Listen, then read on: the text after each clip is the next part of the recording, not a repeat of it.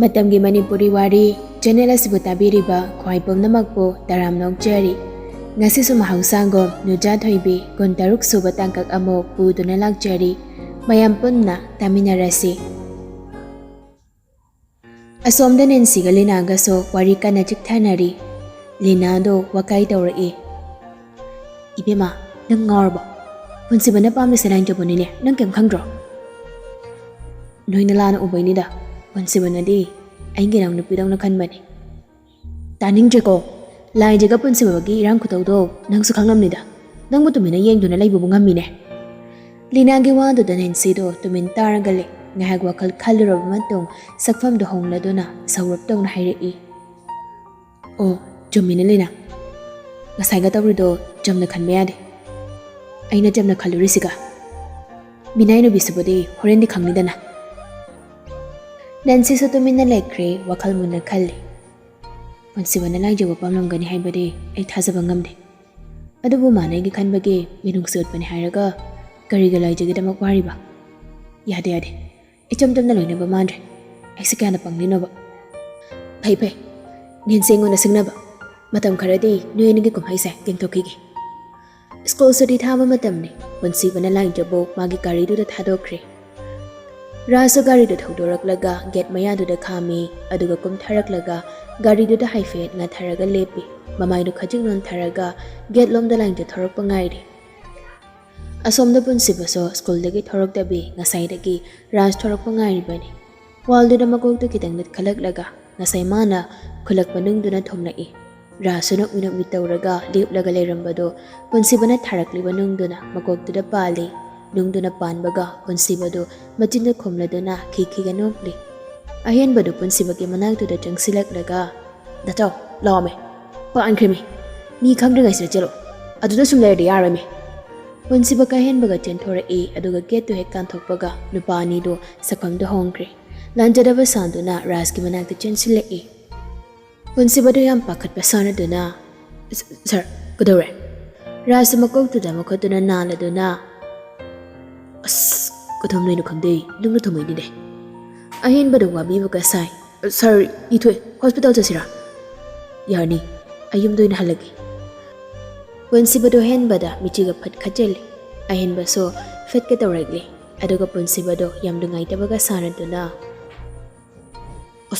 kona na batham ino de dungai kideda oi saradadi yum doina hanbiro Rasu kari du thauraga jatkri rasa tatkibaga machut manau ani du yengnaraga sitha nok hauri asomna matam khar haukre punsibaga lai tikagi maong mataw seda school da sulot pa yaraktre mayam sutam na tamna loina khangnarakle Nancy su chingna masum sumhan galak e lai jabu otpi nei bibagi chang sahin galakle Sunday numit ni mai laktabagi tanjai lauraga Nancy kari tu gana lai jabu phi mayam pothoklaga samang maton da phi suhalle Nancy kari tuga so phi puthorokpagi aroiba khamba naide nungsa marak tuda phi amana makok du kupselaga tapna sori nungsa gi maisan na phubada laijado mamai mamet so ngangsang ngangselle tanja du da tungdegi nupa amagi khonjal da laijabu kawrakle laija laija su mamai du falai thora i ras tu nakfe tawraga leplaga leiram aduga ras kina kandana tupi opa maksu banupa hanama leplaga leiram Laijide hanupa do obada masadu swai lawi masadu khangawdana do chungkiba khangawdi nupa do ukrabago yam ngakna nupa do da tingang yengnakni laijige mityeng do da nupa do so mara leiraba amago masadu thaktakat bagum tawi mafam do da kuina lepa ngamdra mali rasta onchila do na ai chungnamagi nangsu chango raso hoi haibago makok do nomna i nupa do so yam thona imang da changsinki laijide so nupa do yengna do na lai haure Ras, lanjuga manang tu da chang silak laga nukminuk ni hayrakle. Pisuri ra. Lanjuga gan khangta tai aping apai gom khonglakle. Haida Ras. Manang du subayadra, nung samarak seda sadro nangbo. Mahilak da bayni da Ras. Hajugi nupa do kanan. Akoy baba jong ne. Da Ras, imang da jang biram. Jang loy, nang na fisu basi yengki doy ni. Ras ki mitning duna lai jado haina dana daras nuksayam sai manung jango Nancy na Noina chinan hawjang dana lai jada mitari sibu kaino oigadaba mataw ka Nancy do hang yawn hairakpani, Nancy ki wado tabata laijado ngakna phat inkhalai. Rasu Nancy thorakpaduda ikaina laijada onsaladuna. Ay chagnuki galaija. Rasu nok minok mitauraga changkri. Nancy so laijado ngon laduna. Ponsi bagam naksina ganuko, hanjin haida braina. Nuini mo ongse, ay bopang masina tro. Laijado tablabna. Ichi, odamay na lana kanbino. Ponsi. Yari to o, ay luwin nagkangama dyan ko. Matong dapat ay gimang sida nuhini pun mahek wala ba? Nang bay nagkadawiyang. Asi haram na ganin si Rujangkri, lai jado mapiyong kalai, ado gamajin do datap na sonje. Asap tuan mapunsi. Asap am na chak na hing mapunsi si bo, wansira. Mama, papa, nachabalok san biro. Nachahing ba na yung wari, hing ningdi. Kari ginoy bo, asap am at biro si bo. Nói sa ikita og sa imong ambra. Asing harang galang jado higikap jay. Numidangi matam ni lai jadi jagi sing jaraga magis jadi devil dogi mamang doda thari ba cheer doda fam tharaga. Devil matak talay riba school gi bag do jenjing thoi. Aduga phone do law thorak lagi yang nubani. Pansi bagi miss call yang kay ni thoi liram ba do ubada lai jadi pakhat na mami do khanglaw law thorak li. Yam thona call dawi pansi bada. Ring chat boy chataboy tawaga phone na fat bay khalai. Anga, nang kadaw rin. Nang mga nafuira. Ay Laura, masay gay phone bay di kay gano. Nang nasano ngay dabra. Hello phone bahay ba nang dringay. Punsi ba na padring nang lakpado. Laija, ngasay kay tabag daw bagi waram mamayam do. Punsi ba na magidama, gear lawi bagi. Nang lagliba wahay do taraga. Kang papabagum daw rin. Laija na tuminalay ba do da. Punsi ba sumangi maching do tawag li. Angang macho. Nang kadaw rin. Amta kumumi. Ay sasalita phone kang di. Nang wam tangang ome nga. Laja sumabong ni Nungcthoi na peri-peri ka kamlakli. Damja ay kay sitog di. Ngasay kay makada tabag daro ka layraman. Ay gigada chung nagpadangay di. Laja rin nga tam na kamlak pa do da. Bansi ba do. Sordo sang hontay. Kayan sang jar ki damja. Bansi ba do laja kay po kumpide. Video call in ang tawag sila Laja sa og di. Phone the wall do da ngaraga thamlaga notebook ama pairaga mamay do tangkay kumjali lai jado. Ponsiba lai jado yang laduna. Nuksibi. Damja ki thawai. Thamoy gi mabi ma nuksibi. Nuja Thoibi. Angang. Ho angang. Angang mo jaw. Nuksibi. Ito Nuksibi. Nuksimal. Nang damja na mayam na nungsi. Nuksiye. Thadok loy. Sung thai thadoi.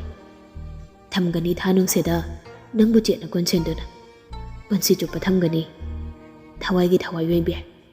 Nuksibi. Nuksida ko nang se. Pansi mana sor honda ba makai matang hairak liwa mayam da tabada lai janong inok mitorak li. May na kamjilam banon pagdo maso makada taki ba khanghaude. Aduga maso ngagdang duda kaday dagi tharak ba wahay no khangde hekta haidarak li. Ay so damja mo nungsi. Kachakibane, kichakibane, tingnakibane. Pantong duboy thokidran. Adobo ngasidi damja banung si behenman kibana. Damja gidamag ay githaway si kathokjagi khali. Damja gi ponsi na yay phagadabo oiradi. Damja wa ay goy ba phangdrabaso. Lamnan wi kanang goy kharbaso. Damja bode ay gi sengna ba thamoy sina nungsidu na laybang hamgani. Adoga kay gumba damja gi ponsi na wa ba darabaso. Nangyangang na damja gidamagda khongpham lingda na lepkani. Mailay do na khagjeloy. Damja gi nungay ba ponsi bo yengjaraga panthongpham leitrabay gi ponsi se. Pathaja gi ko damja. Ponsi bo do phone do da mamay do nakning la do na. Kaino da. Wagi wa chum nangang. Nangi wa do di karana madi yauri. Ado may haiganu ko nga. Lai ji do no fit do na. Yare se. Saying ni na khando. Damja se. Exam ko silagdrabani. Larik paharasi. Adudi nang takpigiro nga. Nang nabulayag takpin hairadi nuti gilayag pa ni naide. Asang mayro damja. Nang pagadra. Pagi gataw jade ko koy. Adudi hayang lagi pong mapantagin na barafaw bababa. Yay ko damja. Punsi ba nang ngamning kang dana pat kamlakli. As barafaw dang. Ado faw dang disang dia nga. Ama faw pasin na. Nang tumning gadra. Damja na bahay radi ay gida ka sugay di. Ay duloy na ngam nini. ꯑꯗꯨꯗꯤ ꯉꯁꯤꯗꯒꯤ ꯈꯔ ꯍꯧꯔꯁꯤꯔꯣ ꯗꯥꯝꯆꯥ? ꯍꯣꯏ ꯍꯧꯔꯁꯤꯅꯦ꯫ ꯑꯗꯨꯗꯤ ꯂꯥꯏꯔꯤꯛ ꯄꯥꯐꯝꯗ ꯆꯠꯂꯣ꯫ ꯍꯥꯏꯗꯣꯛꯈꯤꯕ ꯋꯥꯅꯤ ꯎꯄꯥꯏ ꯂꯩꯇꯦ ꯄꯨꯟꯁꯤꯕ ꯐꯃꯨꯡꯗꯒꯤ ꯍꯧꯒꯠꯂꯒ ꯃꯥꯒꯤ ꯁ꯭ꯇꯗꯤ ꯇꯦꯕꯜ ꯂꯩꯔꯤꯗꯨꯒꯤ ꯃꯅꯥꯛꯇꯨꯗ ꯆꯪꯁꯤꯜꯂꯤ꯫ ꯆꯤꯌꯔꯗꯨ ꯆꯤꯡꯊꯣꯔꯛꯂꯒ ꯐꯝꯒꯦ ꯇꯧꯕꯅꯤ ꯑꯗꯨꯕꯨ ꯆꯤꯌꯔꯗꯨ ꯀꯨꯏꯅ ꯁꯤꯖꯤꯟꯅꯗꯕꯒꯤ ꯊꯝꯕꯒꯤꯔ ꯈꯪꯗꯦ ꯎꯐꯨꯜ ꯀꯥꯔꯦ꯫ ꯄꯨꯟꯁꯤꯕꯁꯨ ꯇꯥꯋꯜ ꯑꯃ ꯄꯥꯏꯔꯒ ꯆꯤꯌꯔꯗꯨ ꯇꯩꯊꯣꯛꯂꯤ ꯑꯗꯨꯒ ꯇꯦꯕꯜꯗꯨꯁꯨ ꯇꯩꯊꯣꯛꯂꯒ ꯒ꯭ꯌꯥꯟ ꯇꯥꯅ ꯐꯝꯊꯔꯛꯏ꯫ ꯂꯥꯏꯟꯗꯨꯗ ꯅꯣꯛꯃꯤ ꯍꯧꯔꯁꯤꯔ ꯗꯥꯝꯆꯥ? ꯍꯣꯏ ꯅꯁꯨꯡꯅꯥꯡꯒꯤ ꯂꯥꯏꯔꯤꯛ ꯄꯥꯕ ꯍꯧꯔꯒꯦꯅꯦ ꯑꯩ꯫ ꯎꯏꯔꯛꯄ ꯌꯥꯔꯣꯏꯀꯣ ꯗꯥꯝꯆꯥ? ꯎꯏꯔꯣꯏꯍꯦ ꯑꯩꯕꯨ ꯑꯉꯥꯡ ꯃꯆꯥꯗꯧꯅ꯫ ꯑꯗꯨꯗꯤ ꯍꯧꯔꯁꯤꯀꯣ ꯗꯥꯝꯆꯥ, ꯈꯪꯗꯕ ꯌꯥꯎꯔꯁꯨ ꯑꯗꯨꯝ ꯇꯥꯟꯅꯁꯤ꯫ ꯑꯣꯀꯦ ꯔꯣꯖꯔ, ꯑꯩꯗꯤ ꯈꯪꯗꯕꯒꯤꯗꯤ ꯈꯪꯗꯕ ꯉꯥꯛꯇꯅꯤꯀꯣ꯫ ꯂꯥꯏꯟꯗꯨꯗ ꯅꯣꯛꯐꯦꯠ ꯇꯧꯔꯒ ꯃꯃꯥꯏꯗꯣ ꯅꯣꯟꯊꯔꯒ ꯂꯥꯏꯔꯤꯛ ꯄꯥꯕ ꯍꯧꯏ꯫ ꯄꯨꯟꯁꯤꯕꯁꯨ ꯄꯨꯡꯉꯥꯎ ꯉꯥꯎꯖꯕꯒꯤ ꯋꯥꯅꯤ ꯂꯥꯏꯔꯤꯛ ꯂꯥꯏꯁꯨ ꯐꯠꯇꯕ ꯃꯤꯁꯛꯇꯤ ꯅꯠꯇꯦ, ꯍꯣꯠꯅꯗꯕꯒꯤꯅꯤ꯫ ꯄꯨꯟꯁꯤꯕꯗꯨ ꯂꯥꯏꯟꯗꯨꯒ ꯑꯉꯝ ꯇꯥꯟꯅꯔꯤꯕ ꯍꯥꯏꯗꯣ ꯑꯣꯏꯔ ꯃꯥꯜꯂꯦ ꯒ꯭ꯌꯥꯟ ꯌꯥꯝ ꯇꯥꯅ ꯃꯃꯥꯏꯗꯣ ꯂꯨꯛꯊꯔꯒ ꯂꯥꯏꯔꯤꯛꯇꯨ ꯄꯥꯈ꯭ꯔꯦ꯫ ꯑꯅꯤꯗꯣ ꯑꯃꯅ ꯑꯃꯗ ꯌꯦꯡꯅꯗꯦ, ꯃꯥꯒꯤ ꯄꯥꯐꯝ ꯊꯣꯛꯄꯗꯣ ꯑꯗꯨꯃꯛ ꯄꯥꯅꯩ꯫ ꯄꯨꯡ 12 ꯇꯥꯔꯛꯄꯗ ꯋꯥꯏꯅꯤ꯫ ꯂꯥꯏꯟꯗꯨꯗꯤ ꯊꯕꯛ ꯃꯌꯥꯝ ꯇꯧꯔꯨꯕꯅꯤ, ꯃꯁꯥꯗꯣ ꯋꯥꯕꯒꯤ ꯍꯀꯥꯝꯗꯣ ꯋꯥ ꯆꯜꯂꯒ ꯄꯨꯟꯁꯤꯕꯗ ꯌꯦꯡꯈꯠꯂꯛꯄꯅꯤ꯫ ꯑꯗꯨꯕꯨ ꯄꯨꯟꯁꯤꯕꯗꯤ ꯂꯥꯏꯔꯤꯛꯇꯨꯗ ꯃꯀꯣꯛꯇꯨ ꯃꯣꯟ ꯈꯥꯡꯂꯒ ꯇꯨꯝꯂꯒ ꯂꯩꯔꯝꯃꯤ꯫ ꯂꯥꯏꯟꯗꯨꯗ ꯈꯪꯅꯣꯛ ꯊꯣꯔꯛꯂꯤ ꯑꯗꯨꯒ ꯌꯥꯝ ꯇꯞꯅ ꯀꯧꯔꯛꯏ꯫ ꯗꯥꯝꯆꯥ, ꯗꯥꯝꯆꯧ, ꯑꯣ ꯗꯥꯝꯆꯥ꯫ ꯄꯨꯟꯁꯤꯕꯗꯨ ꯈꯤꯇ ꯐꯥꯎꯕ ꯂꯦꯡꯂꯛꯇ꯭ꯔꯤ꯫ ꯎꯄꯥꯏ ꯂꯩꯇꯦ ꯂꯥꯏꯖ ꯀꯣꯜꯗꯨ ꯀꯛꯊꯠꯂꯤ ꯑꯗꯨꯒ ꯂꯥꯏꯔꯤꯛꯇꯨ ꯈꯨꯝꯖꯤꯜꯂꯒ ꯃꯥꯁꯨ ꯐꯃꯨꯡꯗ ꯀꯥꯈꯠꯂꯒ ꯇꯨꯝꯈ꯭ꯔꯤ꯫ ꯑꯁꯨꯝꯅ ꯅꯨꯃꯤꯗꯥꯡ ꯈꯨꯗꯤꯡ ꯂꯥꯏꯖꯅ ꯁꯦꯟꯅꯗꯨꯅ ꯂꯥꯏꯔꯤꯛ ꯄꯥꯃꯤꯟꯅꯩ꯫ ꯄꯨꯟꯁꯤꯕꯗꯤ ꯄꯩꯁꯥ ꯄꯥꯏꯕ ꯃꯆꯥ ꯑꯣꯏꯕꯅ ꯃꯆꯥꯅ ꯂꯥꯏꯔꯤꯛꯇ ꯃꯥꯏ ꯈꯤꯇꯪ ꯑꯣꯟꯁꯤꯟꯕꯗꯨ ꯎꯕꯗ ꯃꯄꯥ ꯅꯟꯗꯣꯗꯤ ꯍꯔꯥꯎꯕꯗ ꯂꯣꯏꯔꯦ꯫ ꯅꯨꯃꯤꯗꯥꯡꯗꯣ ꯃꯌꯥꯝ ꯏꯀꯣꯏ ꯀꯣꯏꯅ ꯆꯥꯛ ꯆꯥꯃꯤꯟꯅꯩ꯫ ꯅꯟꯗꯣ ꯑꯍꯦꯟꯕꯗ ꯌꯦꯡꯂꯗꯨꯅ ꯅꯣꯛꯃꯤ ꯍꯥꯏꯔꯛꯂꯤ꯫ ꯍꯦꯟꯕ, ꯅꯪ ꯗꯥꯆꯧꯁꯦ ꯍꯟꯗꯛꯇꯤ ꯀꯔꯤꯅꯣ ꯈꯪꯗꯦ, ꯑꯣꯖꯥꯁꯤꯡꯅ ꯊꯥꯒꯠꯂꯛꯈꯤꯕꯁꯤꯅ 11ꯒꯤ ꯃꯥꯔꯛꯇꯨꯁꯨ ꯐꯖꯩꯅꯦ꯫ ꯍꯟꯗꯛ 12ꯁꯨ ꯅꯪ ꯗꯥꯆꯧꯁꯦ ꯑꯣꯖꯥ ꯃꯈꯩꯅ ꯌꯥꯝ ꯊꯥꯖꯕ ꯄꯤꯔꯛꯂꯤꯅꯦꯍꯦ꯫ ꯑꯍꯦꯟꯕꯁꯨ ꯌꯥꯝ ꯊꯨꯅ ꯃꯥꯒꯤ ꯀꯥꯔꯟꯗꯣ ꯐꯠ ꯈꯨꯝꯂꯛꯂꯤ꯫ ꯑꯣꯖꯥ ꯐꯕꯩꯅꯤ ꯕꯕꯥ꯫ ꯔꯥꯁꯤꯗꯣ ꯑꯍꯦꯟꯕꯗ ꯃꯃꯤꯠꯇꯣ ꯐꯩꯅ ꯌꯦꯡꯉꯤ꯫ ꯑꯍꯦꯟꯕꯁꯨ ꯊꯧꯁꯥꯗꯦ, ꯃꯃꯤꯠꯇꯨ ꯃꯈꯥꯗ ꯐꯠ ꯌꯦꯡꯊꯈꯤ ꯑꯗꯨꯒ ꯆꯥꯛꯇꯣ ꯀꯤꯠ ꯅꯝꯂꯒ ꯆꯥꯔꯤ꯫ ꯄꯨꯟꯁꯤꯕꯁꯨ ꯃꯈꯣꯡꯗꯨꯅ ꯑꯍꯦꯟꯕꯒꯤ ꯈꯣꯡꯗ ꯈꯪꯀꯥꯎ ꯀꯥꯎꯔꯛꯏ, ꯇꯨꯃꯤꯟ ꯂꯩꯌꯨ ꯍꯥꯏꯒꯣ꯫ ꯅꯟꯗꯣꯗꯣ ꯄꯨꯟꯁꯤꯕꯗ ꯑꯃꯨꯛ ꯌꯦꯡꯂꯗꯨꯅ ꯏꯆꯥꯒꯤ ꯑꯣꯖꯥꯗꯨꯕꯨ ꯀꯅꯥꯅꯣꯅꯦ, ꯃꯁꯛ ꯈꯪꯅꯤꯡꯈ꯭ꯔꯦꯗꯀꯣ꯫ ꯄꯨꯟꯁꯤꯕꯗꯨ ꯏꯀꯥꯏ ꯈꯪꯗꯈꯩ ꯈꯨꯝꯂꯛꯂꯤ꯫ ꯍꯧꯖꯤꯛꯃꯛ ꯄꯨꯁꯤꯜꯂꯣ ꯍꯥꯏꯔꯣ ꯕꯕꯥ ꯑꯩꯒꯤ ꯑꯣꯖꯥꯗꯣ? ꯂꯦꯝꯕꯤꯅ ꯍꯩꯃ, ꯅꯪꯒꯤ ꯑꯣꯖꯥꯁꯤꯕꯨ ꯅꯨꯄꯤꯔꯣ? ꯀꯥꯔꯟ ꯇꯧꯅꯨꯀꯣ ꯁꯅꯥ, ꯂꯥꯏꯔꯤꯛ ꯇꯝꯒꯗꯕ ꯌꯥꯝ ꯋꯥꯠꯂꯤ, ꯂꯩꯁꯥꯕꯤ ꯑꯔꯤꯕꯤꯒ ꯄꯨꯁꯜꯂꯛꯈꯤꯅꯨ꯫ ꯂꯦꯝꯕꯤ, ꯅꯪꯁꯨ ꯑꯉꯥꯡ ꯃꯊꯣꯡ ꯆꯥꯗꯕꯁꯤꯒ ꯆꯞ ꯍꯦꯛ ꯃꯥꯟꯅꯩꯗ꯫ ꯃꯔꯛꯇꯨꯗ ꯔꯥꯁꯤꯁꯨ ꯃꯇꯥꯡ ꯆꯥꯔꯤ ꯈꯟꯗꯨꯅ ꯑꯍꯦꯟꯕ ꯈꯣꯏꯒꯤ ꯂꯥꯏꯔꯤꯛ ꯃꯈꯥ ꯇꯝꯕꯒꯤ ꯋꯥ ꯍꯧꯗꯣꯔꯛꯂꯤ꯫ ꯏꯇꯩ, ꯑꯉꯥꯡꯁꯤꯡꯁꯦ 12 ꯂꯣꯏꯔꯒ ꯃꯈꯥꯗꯤ ꯀꯗꯥꯏꯗ ꯇꯝꯍꯟꯒꯅꯤ? ꯄꯨꯟꯁꯤꯕꯅ ꯑꯩꯈꯣꯏ ꯍꯦꯟꯕꯗꯤ ꯈꯪꯗꯦ, ꯑꯩꯗꯤ ꯃꯈꯥ DMꯗ ꯇꯝꯃꯅꯤ꯫ ꯅꯟꯗꯣꯗꯣ ꯇꯞꯂꯞ ꯍꯥꯏꯔꯛꯂꯤ꯫ ꯁꯅꯥ, ꯏꯄꯥꯒꯤ ꯁꯨꯛ ꯆꯥꯎꯕ ꯕꯤꯖꯤꯅꯦꯁꯁꯤꯗ ꯃꯅꯤꯄꯨꯔꯗ ꯇꯝꯕ ꯌꯥꯔꯣꯏꯅꯦ, ꯅꯆꯤꯟ ꯅꯅꯥꯎ ꯄꯨꯟꯅ ꯏꯄꯥꯅ ꯑꯥꯎꯠꯁꯥꯏꯗ ꯊꯥꯗꯣꯏꯅꯤ꯫ ꯄꯨꯟꯁꯤꯕꯗ ꯆꯥꯡ ꯍꯨꯛꯀꯦ ꯇꯧꯕꯅꯤ ꯑꯗꯨꯒ ꯅꯟꯗꯣꯒꯤ ꯋꯥꯗꯨ ꯇꯥꯕꯗ ꯆꯥꯛꯈꯨꯝꯗ ꯐꯠ ꯊꯥꯗꯔꯒ ꯃꯄꯥꯗ ꯌꯦꯡꯂꯗꯨꯅ ꯍꯥꯏꯔꯛꯂꯤ꯫ ꯑꯩꯗꯤ ꯆꯠꯄ ꯉꯝꯂꯣꯏꯀꯣ, ꯕꯕꯥ ꯍꯦꯟꯕ ꯑꯣꯏꯅ ꯊꯥꯈꯣ꯫ ꯁꯅꯥ, ꯅꯣꯡꯃꯇ ꯁꯥꯎꯗꯕ ꯑꯩ ꯉꯁꯤ ꯁꯥꯎꯔꯛꯀꯅꯤꯀꯣ, ꯋꯥ ꯃꯈꯥ ꯇꯥꯒꯅꯨ꯫ ꯆꯍꯤ 4-5 ꯈꯛ ꯋꯥꯔꯒ ꯅꯪꯒꯤ ꯇꯨꯡꯒꯤ ꯂꯝꯕꯤꯗꯣ ꯃꯄꯨꯡ ꯐꯥꯒꯗꯧꯔꯤꯕꯅꯤ꯫ ꯑꯩꯒꯤꯗꯤ ꯅꯈꯣꯏ ꯑꯅꯤꯃꯛ ꯆꯞ ꯃꯥꯟꯅꯩ, ꯑꯃꯅ ꯍꯦꯟꯅ ꯈꯟꯕ ꯂꯩꯇꯦ꯫ ꯍꯦꯟꯕꯅ ꯇꯝꯂꯨꯕ ꯃꯍꯩꯗꯣ ꯅꯪꯒꯤ ꯑꯣꯏꯕꯗꯤ ꯈꯛ ꯌꯥꯔꯣꯏꯅꯦ꯫ ꯁꯅꯥ, ꯑꯩꯒꯤ ꯏꯆꯥ ꯑꯅꯤꯃꯛ ꯆꯪ ꯂꯥꯎꯕ ꯅꯨꯄꯥ ꯑꯃꯃꯝꯗꯤ ꯑꯣꯏꯒꯗꯧꯅꯤ꯫ ꯂꯩꯔꯤꯕ ꯏꯃꯥꯟꯅꯕ ꯃꯈꯩꯒꯤ ꯃꯆꯥꯁꯤꯡꯗꯒꯤ ꯍꯦꯟꯕ ꯑꯣꯏꯒꯗꯧꯕꯅꯤ꯫ ꯅꯈꯣꯏꯅ ꯇꯥꯅ ꯂꯩꯕ ꯌꯥꯔꯣꯏ, ꯅꯟꯗꯣ ꯑꯩꯒꯤ ꯏꯆꯥꯗ ꯃꯤꯈꯥ ꯄꯣꯟꯅ ꯂꯩꯕꯗꯤ ꯈꯛ ꯌꯥꯔꯣꯏ꯫ ꯃꯄꯥꯒꯤ ꯋꯥꯗꯨ ꯇꯥꯕꯣꯏ ꯇꯥꯗꯕꯣꯏ ꯇꯧꯔꯒ ꯄꯨꯟꯁꯤꯕꯗꯨ ꯈꯨꯏꯁꯥꯎꯅꯅ ꯈꯨꯝꯂꯛꯂꯤ꯫ ꯍꯣ, ꯑꯗꯨ ꯑꯣꯏꯔꯗꯤ ꯑꯩ ꯅꯨꯄꯤ ꯍꯥꯟꯅ ꯊꯤꯒꯦ, ꯑꯗꯨꯗꯨꯒ ꯀꯣꯟꯅ ꯂꯥꯏꯔꯤꯛ ꯇꯝꯕ ꯆꯠꯂꯒꯦ꯫ ꯑꯁꯤ ꯍꯥꯏꯔꯒ ꯄꯨꯟꯁꯤꯕꯗꯨ ꯆꯥꯛꯇꯨꯗ ꯏꯁꯤꯡꯗꯨ ꯖ꯭ꯔꯣ ꯍꯩꯖꯤꯜꯂꯝꯂꯒ ꯌꯥꯝ ꯁꯥꯎꯅ ꯊꯣꯛꯈꯤ꯫ ꯂꯦꯝꯕꯤꯁꯨ ꯊꯣꯛꯈ꯭ꯔꯤꯕ ꯄꯨꯟꯁꯤꯕꯗ ꯌꯦꯡꯂꯗꯨꯅ ꯂꯥꯎꯍꯧꯔꯦ꯫ ꯁꯅꯥ, ꯑꯗꯨꯒꯨꯝꯕ ꯁꯔꯥꯅꯤꯗꯨ ꯇꯧꯔꯛꯀꯅꯨꯀꯣ, ꯌꯦꯡꯅꯤꯡꯗꯦ꯫ ꯅꯪꯒꯤ ꯅꯒꯨꯟ ꯆꯞ ꯆꯥꯅ ꯈꯪꯕꯅ ꯃꯥꯅꯤ, ꯑꯩꯅ ꯇꯨꯃꯤꯟꯅ ꯌꯦꯡꯂꯒ ꯂꯩꯊꯣꯛꯄꯁꯤꯗ ꯑꯩꯕꯨ ꯑꯄꯪꯕꯤꯅꯤ ꯈꯟꯅꯨꯀꯣ꯫ ꯅꯪꯅ ꯈꯜꯂꯤꯕ ꯋꯥꯈꯜꯗꯨꯗꯤꯅꯦ ꯅꯃꯪꯗꯁꯨ ꯃꯪꯂꯨꯅꯨ, ꯀꯥꯟꯅꯔꯣꯏ ꯍꯥꯏꯁꯤꯅꯦ ꯑꯩꯅ꯫ ꯔꯥꯁꯤꯒ ꯍꯦꯟꯕꯒꯗꯣ ꯇꯨꯃꯤꯟ ꯂꯩ꯫ ꯅꯟꯗꯣ ꯑꯁꯥꯎꯕꯗꯨ ꯐꯥꯊꯔꯒ ꯍꯦꯟꯕꯗ ꯌꯦꯡꯂꯗꯨꯅ ꯍꯥꯏꯔꯛꯂꯤ꯫ ꯏꯄꯥꯒꯤ ꯍꯦꯟꯕ, ꯅꯪꯅ ꯑꯄꯥꯝꯕ ꯍꯥꯏꯌꯨ, ꯅꯪ ꯀꯔꯤ ꯇꯝꯅꯤꯡꯉꯦ? ꯀꯔꯝꯕ ꯂꯥꯏꯟꯗ ꯆꯠꯀꯦ ꯍꯥꯏꯕꯅꯣ? ꯀꯔꯝꯕ ꯀꯟꯇ꯭ꯔꯤꯗ ꯇꯝꯅꯤꯡꯉꯦ? ꯕꯕꯥꯅ ꯄꯥꯝꯕ ꯖꯦꯅꯔꯦꯜ ꯂꯥꯏꯟꯗ ꯑꯗꯨꯝ ꯃꯈꯥ ꯇꯝꯊꯔꯒꯦꯗ, ꯕꯕꯥꯒꯤ ꯃꯇꯦꯡꯁꯨ ꯄꯥꯡꯅꯕ, ꯑꯗꯨꯒ ꯃꯐꯝꯗꯨꯁꯨ ꯑꯩꯒꯤꯗꯤ ꯌꯥꯗꯦ ꯌꯥꯏ, ꯗꯥꯆꯧꯅ ꯄꯥꯝꯕ ꯃꯐꯝ ꯑꯃꯗ ꯑꯗꯨꯝ ꯇꯝꯃꯒꯦ꯫ ꯏꯆꯥꯗꯅꯤ, ꯑꯗꯨꯕꯨ ꯍꯦꯟꯕ ꯅꯪ ꯗꯥꯆꯧꯕꯁꯦ ꯑꯃꯨꯛꯇ ꯊꯦꯝꯃꯨꯀꯣ, ꯏꯄꯥꯁꯦ ꯃꯥꯒ ꯋꯥꯔꯤ ꯁꯥꯟꯅꯕ ꯇꯜꯂꯤ꯫ ꯍꯣꯏ ꯕꯕꯥ ꯗꯥꯆꯧꯒꯤꯗꯤ ꯑꯩ ꯌꯥꯅꯕ ꯁꯨꯝ ꯍꯥꯏꯅꯒꯦꯗ ꯂꯦꯝꯕꯤꯁꯨ ꯑꯍꯦꯟꯕꯗ ꯍꯩꯔꯛꯂꯤ ꯏꯃꯥꯒꯤ ꯍꯦꯟꯕ ꯏꯆꯥꯗꯤ ꯃꯔꯝ ꯃꯣꯛꯄꯅꯤ ꯅꯌꯥꯝꯕꯁꯤ ꯌꯦꯡꯕꯅꯤ ꯂꯥꯏꯔꯤꯛ ꯃꯈꯥ ꯇꯝꯊꯕꯒꯤ ꯋꯥ ꯍꯧꯗꯣꯛꯂꯨꯕꯗ ꯃꯥꯅꯁꯨ ꯃꯁꯥꯗꯅꯅꯦ ꯁꯥꯎꯔꯒ ꯆꯠꯈ꯭ꯔꯤꯁꯤꯅꯤ ꯏꯆꯥꯗꯤ ꯒ꯭ꯌꯥꯟ ꯇꯥꯒꯗꯧꯅꯤꯀꯣ ꯑꯍꯦꯟꯕꯁꯨ ꯅꯟꯗꯣꯅ ꯋꯥꯈꯜ ꯅꯨꯡꯉꯥꯏꯇꯅ ꯂꯩꯕꯗ ꯎꯔꯒ ꯅꯨꯡꯉꯥꯏꯖꯗꯦ ꯑꯍꯦꯟꯕꯗꯣ ꯃꯥꯒꯤ ꯐꯔꯛꯇ ꯇꯧꯔꯛꯂꯤ ꯍꯣꯏ ꯕꯩꯃꯥ ꯑꯩꯈꯣꯏ ꯗꯥꯆꯧ ꯌꯥꯝ ꯒ꯭ꯌꯥꯟ ꯇꯥꯕꯅꯦꯃꯤ ꯅꯣꯏꯅ ꯈꯪꯗꯕ ꯈꯔ ꯂꯩꯔꯤ ꯍꯣꯔꯦꯟ ꯍꯤꯗꯥꯛ ꯑꯃ ꯁꯠ ꯀꯥꯞꯄꯗ ꯐꯈ꯭ꯔꯗꯧꯅꯤ ꯒ꯭ꯌꯥꯟꯒ ꯈꯪꯇꯥ ꯇꯥꯈꯤꯗꯣꯏꯅꯤꯃꯤ ꯂꯦꯝꯕꯤꯗꯨ ꯅꯣꯛꯂꯗꯨꯅ ꯍꯩ ꯍꯦꯟꯕ ꯅꯪꯅ ꯉꯥꯡꯊꯣꯔꯛꯄꯁꯤꯃ ꯅꯪ ꯗꯥꯆꯧꯁꯦ ꯍꯟꯗꯛ ꯃꯔꯛ ꯑꯩ ꯈꯔ ꯆꯤꯡꯅꯩꯀꯣ ꯃꯥꯒꯤ ꯃꯑꯣꯡꯁꯦ ꯅꯨꯄꯤ ꯀꯣꯏꯕ ꯃꯌꯥꯝ ꯃꯥꯜꯂꯤꯀꯣ ꯅꯨꯄꯤ ꯀꯣꯏꯕꯗꯨꯗꯤ ꯀꯣꯏꯖꯁꯅꯨꯅꯦ ꯃꯉꯣꯟꯗ ꯒ꯭ꯌꯥꯟ ꯇꯥꯗꯕ ꯑꯃ ꯏꯇꯧ ꯇꯧꯕꯁꯤꯗꯅꯤ ꯑꯩꯅ ꯃꯊꯥ ꯁꯥꯔꯤꯕꯁꯦ ꯔꯥꯁꯤꯁꯨ ꯃꯔꯛ ꯊꯠꯂꯗꯨꯅ ꯏꯇꯩ ꯑꯩ ꯐꯖꯅ ꯍꯥꯏꯒꯦ ꯏꯆꯥ ꯁꯅꯥ ꯁꯣꯏꯗꯅ ꯌꯥꯔꯛꯀꯅꯤ ꯑꯁꯤꯗ ꯏꯇꯩꯅ ꯃꯊꯥ ꯁꯥꯕꯤꯔꯅꯨ ꯈꯪꯗꯦ ꯅꯆꯦꯒ ꯅꯪꯒ ꯍꯦꯟꯕꯒ ꯇꯥꯟꯅꯔꯒꯅꯦ ꯑꯝꯇ ꯊꯦꯝꯃꯨ ꯑꯩꯗꯤ ꯍꯥꯏꯔꯔꯣꯏ ꯑꯗꯨꯒ ꯍꯦꯟꯕ ꯑꯦꯛꯖꯥꯝ ꯀꯨꯏꯁꯤꯜꯂꯛꯇ꯭ꯔꯕꯅꯤꯀꯣ ꯂꯥꯏꯔꯤꯛꯇꯨ ꯐꯖꯅ ꯍꯣꯠꯅꯧ ꯑꯩꯕꯨ ꯃꯊꯥ ꯁꯥꯍꯟꯒꯅꯨꯀꯣ ꯑꯁꯤ ꯍꯥꯏꯔꯝꯂꯒ ꯅꯟꯗꯣ ꯆꯥꯔꯤꯕ ꯆꯥꯛꯇꯨ ꯂꯣꯏꯁꯤꯟꯗꯨꯅ ꯍꯧꯒꯠꯈ꯭ꯔꯦ ꯂꯦꯝꯕꯤ ꯔꯥꯁꯤꯗ ꯌꯦꯡꯂꯗꯨꯅ ꯔꯥꯁꯤꯌꯥ ꯅꯪꯒꯗꯤ ꯋꯥꯔꯤ ꯈꯔ ꯁꯥꯟꯅꯕ ꯌꯥꯏ ꯑꯩꯈꯣꯏ ꯁꯥꯟꯅꯅ ꯄꯥꯝꯃꯤꯁꯤ ꯀꯔꯤꯅꯣ ꯑꯝꯇ ꯈꯪꯗꯣꯛ ꯅꯇꯩꯁꯦ ꯃꯥꯒꯤ ꯃꯉꯥꯎ ꯊꯤꯕ ꯍꯩꯅꯕ ꯌꯥꯗꯕꯁꯤꯗ ꯃꯊꯥ ꯁꯥꯔꯕꯅꯤꯀꯣ ꯍꯩꯖꯦ ꯑꯦꯛꯖꯥꯝꯁꯦ ꯂꯣꯏꯔꯒ ꯐꯖꯅ ꯊꯦꯝꯂꯒꯦ ꯑꯁꯣꯝꯗ ꯂꯥꯏꯟꯖꯁꯨ ꯂꯥꯏꯔꯤꯛ ꯉꯥꯏꯍꯥꯛ ꯌꯦꯡꯂꯒ ꯐꯃꯨꯡꯗ ꯂꯣꯡꯅ ꯇꯨꯝꯊꯩ ꯑꯗꯨꯒ ꯐꯣꯟꯗꯣ ꯂꯣꯛ ꯍꯥꯡꯗꯣꯛꯂꯒ ꯄꯨꯟꯁꯤꯕꯒꯤ ꯌꯥꯎꯔꯤꯕ ꯐꯣꯇꯣꯁꯤꯡꯗꯨ ꯌꯦꯡꯂꯦ ꯖꯨꯠ ꯆꯥꯕ ꯐꯣꯇꯣꯗꯤ ꯑꯃꯇꯕꯨ ꯌꯥꯎꯗꯦ ꯁꯨꯒꯠꯂꯒ ꯀꯥꯞꯄ ꯃꯔꯩ ꯁꯥꯡꯅ ꯇꯤꯡꯊꯣꯛꯂꯒ ꯀꯥꯞꯄ ꯃꯈꯨꯠ ꯑꯅꯤꯗꯨꯅ ꯌꯣ ꯇꯧꯕꯒꯤ ꯄꯣꯁꯇ ꯀꯥꯞꯄ ꯍꯣ ꯆꯨꯔꯨꯠ ꯊꯛꯂꯒ ꯃꯩꯈꯨꯗ ꯀꯥꯝꯊꯣꯛꯂꯒ ꯀꯥꯞꯄ ꯍꯣ ꯐꯣꯇꯣꯁꯤꯡꯗꯨ ꯌꯦꯡꯂꯒ ꯂꯥꯏꯟꯖ ꯅꯣꯛꯃꯤ ꯇꯧ ꯑꯗꯨꯒ ꯋꯥꯆꯞꯇ ꯑꯃꯨꯛ ꯆꯪꯂꯒ ꯁ꯭ꯇꯦꯇꯁꯇꯨ ꯃꯊꯪ ꯌꯦꯡꯂꯦ ꯔꯟꯕꯤꯔꯅ ꯅꯨꯡꯁꯦ ꯅꯪꯒꯤ ꯊꯥ ꯁꯤꯔꯝꯗꯥꯏꯒꯤ ꯃꯤꯍꯣꯟꯗꯣ ꯑꯃꯨꯛ ꯍꯧꯔꯕ ꯑꯦꯛꯖꯥꯝ ꯃꯌꯥꯁꯤꯗ SMS ꯍꯜꯂꯛꯇ꯭ꯔꯒ ꯀꯩꯁꯨ ꯀꯥꯟꯅꯔꯣꯏꯀꯣ ꯑꯩ ꯑꯦꯛꯖꯥꯝ ꯐꯦꯜ ꯑꯣꯏꯅꯕ ꯊꯕꯛ ꯇꯧꯕꯤꯔꯛꯀꯅꯨ ꯂꯥꯏꯟꯖꯗꯨ ꯈꯪꯅꯪ ꯅꯣꯛꯂꯦ ꯑꯗꯨꯒ ꯑꯍꯦꯟꯕꯒꯤ ꯁ꯭ꯇꯦꯇꯁꯇꯨ ꯑꯃꯨꯛ ꯌꯦꯡꯉꯤ ꯂꯥꯟ ꯅꯨꯡꯉꯥꯏꯗꯧꯔꯤ ꯏꯇꯨ ꯑꯃꯇꯪꯒ ꯀꯣꯏꯒꯦꯅ ꯇꯥꯟꯅꯕꯁꯦ ꯌꯥꯔꯛꯇ꯭ꯔꯤꯉꯩꯁꯤꯗ ꯑꯩꯕу ꯃꯅꯤꯄꯨꯔ ꯊꯥꯗꯣꯛꯂꯝꯂꯕ ꯇꯥꯔꯕ ꯂꯥꯏꯕꯛ ꯊꯤꯕꯅꯤ ꯂꯥꯏꯟꯖ ꯁ꯭ꯇꯦꯇꯁꯇꯨ ꯌꯦꯡꯂꯒ ꯅꯣꯛꯐꯦꯠ ꯇꯧꯏ ꯑꯗꯨꯒ ꯃꯆꯤꯟꯅꯁꯨ ꯁꯣꯟꯖꯩ ꯃꯣꯏ ꯃꯆꯤꯟ ꯃꯅꯥꯎꯁꯦ ꯉꯥꯎꯕ ꯆꯞ ꯍꯦꯛ ꯃꯥꯟꯅꯩꯗ ꯁꯤꯃꯗꯤ ꯐꯩ ꯍꯥꯏꯕ ꯑꯝꯇ ꯌꯥꯎꯗꯦ ꯂꯥꯏꯖꯁꯨ ꯉꯥꯡꯗꯨꯅ ꯄꯨꯟꯁꯤꯕꯒꯤ ꯁ꯭ꯇꯦꯇꯁꯇꯨ ꯑꯃꯨꯛ ꯌꯦꯡꯂꯤ ꯉꯝꯃꯣꯏ ꯉꯝꯂꯣꯏ ꯅꯣꯏꯅ ꯍꯥꯏꯔꯤꯗꯣ ꯑꯩ ꯌꯥꯕ ꯉꯝꯂꯣꯏ ꯂꯥꯟ ꯂꯥꯛꯑꯁꯨ ꯉꯝꯃꯣꯏ ꯂꯥꯏꯔꯤꯛꯇꯤ ꯑꯔꯥꯏꯕꯅꯤ ꯑꯩꯒꯤ ꯊꯋꯥꯏꯅ ꯃꯔꯨꯅꯤ ꯌꯥꯝ ꯍꯦꯟꯖꯜꯂꯛꯑꯗꯤ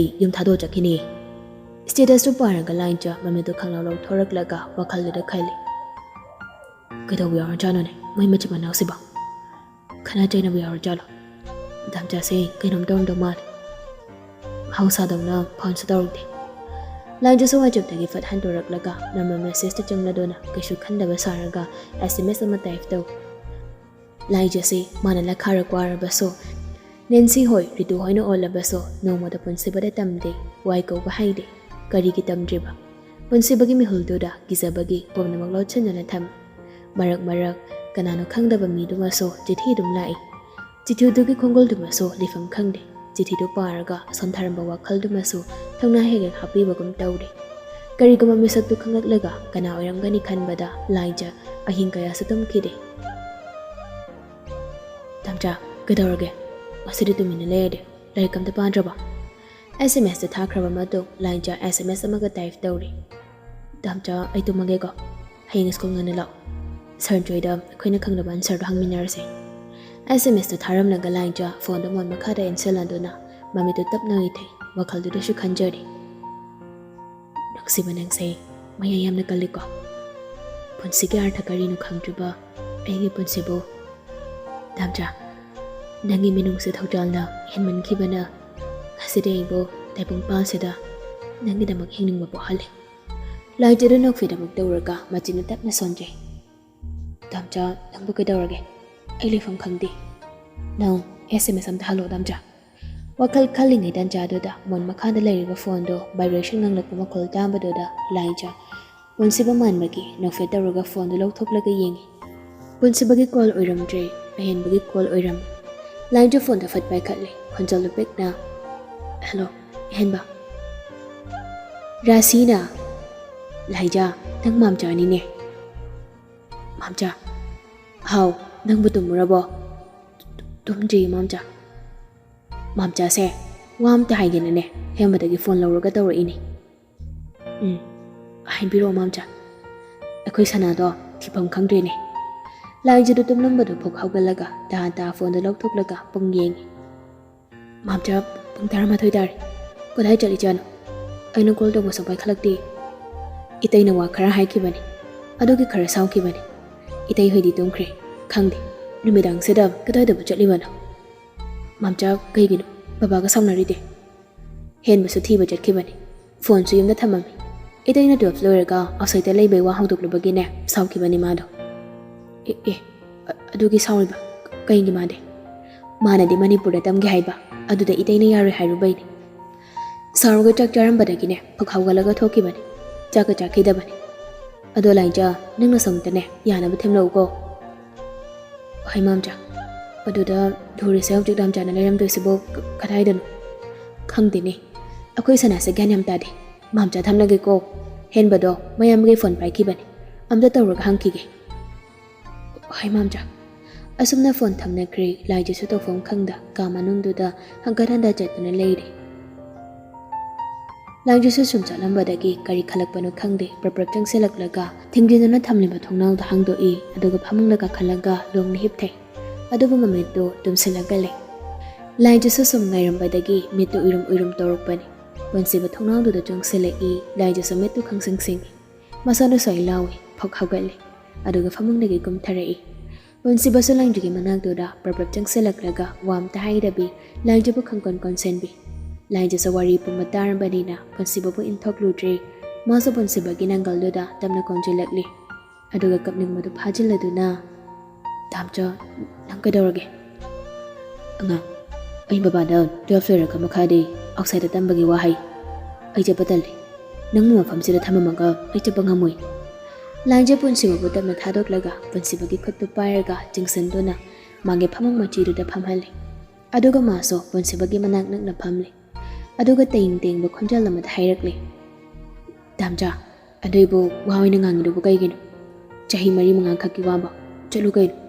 Damcha na mapung pharanga mai papa mi moibado ai sem pame damcha. Bonsiba laija de yengladuna adudi nangsu chache. Ai diari damcha. Imong sida kari pamliba ai hauju phagyoina di khangri. Bonsiba laija gi makhodo tap pairadona phok hawgali. Adudi angang dangel jamda akhoi da leiraga ainga punna thaminarasi. Aduga nangna damningba line do baba da hairaga tangmarasi. Baba na so soidana yarakani. Bonsiba na mana lamna kini khanbagi pakhatjaba mataududa laija kapning mana diloirabani. Adubu sasinaba minok ama nokladuna bonsiba gi khuttu pharaga damcha akhoi ne hujit jela gadawdun si gyantana phamasi wari sasi. Asi airaga laija na bonsiba bu jingthai bonsiba safam thai. Laija makha tarakle. Damcha akhoi ne ngang yamna oirisidi. Akhoi ne hujit chen basu yaroi. Chahi suji harakani. Adui mahon damcha warasawana chahi mangadu di khang. Aidi kaisu tamdasu yai. Hayang damcha na nungain thamdoisidi. Adunai di sungawadi. Aidi phamcha charaga leidoini. Phana lak oiduna so nangmu maphamsida thamamaga aichapa sungangamla haibani mianga. Laija da hik kapladuna damcha aduda makin tawagana ategi khangana damcha aigi khal aigi nungba thungal damcha na mapung phaba mi oiraga damcha gai gane pangthok minagadaba thapak yamna leiri damcha dang baba da haibel bonsiba laija da manning aduga sentharakliba pirang sengdo tamna taithokpiri aduga laija ga chambal mapa adu tamna changselai Aniduna tumin laikibaduda ngasai kai mami sami taramba mama machado thong thin ba haurai. Ritu akan ba khonjal amada lain juba kaurakli. Kanano nanga wari sanari bana pado yam thuna thong sang thoko tamrai na haise laija. Mapana gi khonjal da amada lain jaso khangpre khangi. Bunsi baso lain juba khangtha thadokli.